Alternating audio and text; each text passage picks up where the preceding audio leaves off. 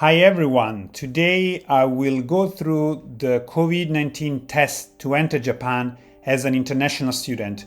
I'm showing you an article from the Nihon blog that says for language students, however, this is exactly the same procedure that also international students, for example, if you're going to study at university or to an exchange program, you will have to do exactly the same procedure. So I think it's good for every international student.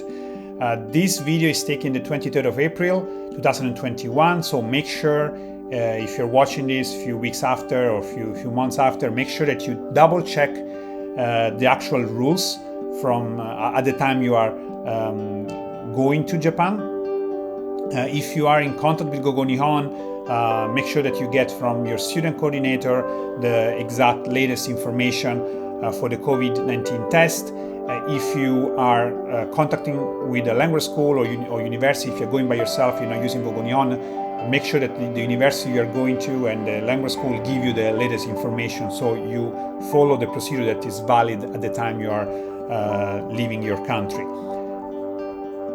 As is written here, so let me focus on the most important point. Since October 2020, it's been mandatory for everyone to undergo a COVID-19 test to enter Japan. This must be done within 72 hours of leaving for Japan, and the test result must return a negative result. Along with the results, you must also have a special form with you to help Japanese immigration understand your test results.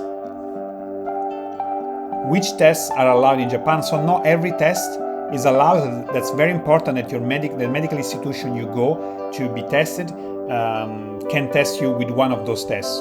Serology or antibody tests are not accepted. So the only tests that are accepted are real-time RT-PCR, LAMP, TMA, TRC, Smart AMP, NIR, next generation sequences, NGS, and quantitative antigen test, also called CLEIA. So make sure, again, the medical institutions you go give you one of these 8 tests that are recognized. Where you can take the test, you can choose any private or public or medical institution. Just make sure if you go through a public one, they can produce your medical report on time. It's very important that you get the reports on time. You must take the test within a maximum of 72 hours from departure. The 72 hours have to be calculated according to the time of the test and the time of your departure. So you will need to take the test within those 72 hours. Stopovers and the date time of arrival in Japan are not considered.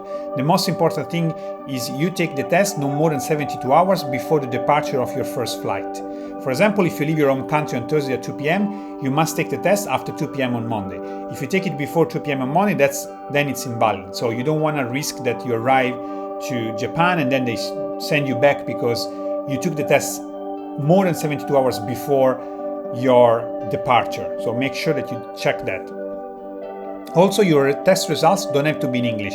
So to help Japanese immigration understand the results, they have created a special form in English that must be filled in by the medical facility where you took the test. You can find this form from the link on this blog. Basically, you go here, as you can see, the form is in several languages, and you can download the form, which will look like this. So the first page is the page you print out.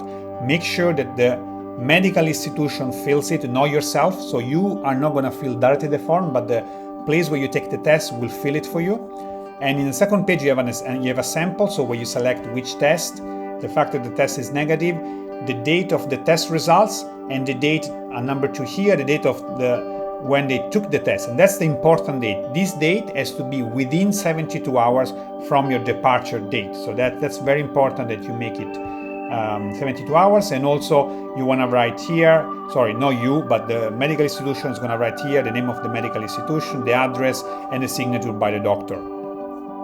So going back here, there is an explanation about each of the things to fill.